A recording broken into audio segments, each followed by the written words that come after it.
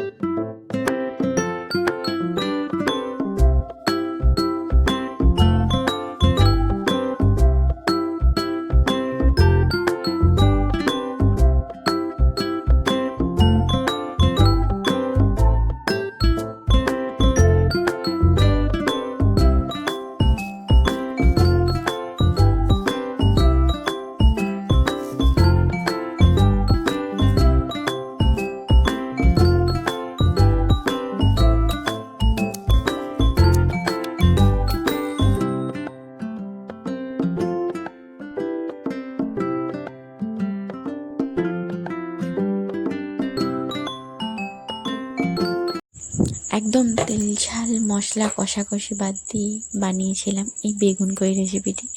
এটি খেতে সত্যি একদম অন্যরকম হয়েছিল। তোমরাও চাইলে বাড়িতে এভাবে ট্রাই করতে পারো। ভিডিওটি শেষ পর্যন্ত দেখার জন্য অসংখ্য ধন্যবাদ।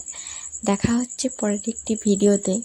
আর হ্যাঁ, অবশ্যই লাইক কমেন্ট শেয়ার করতে ভুলো না বন্ধুরা। টাটা।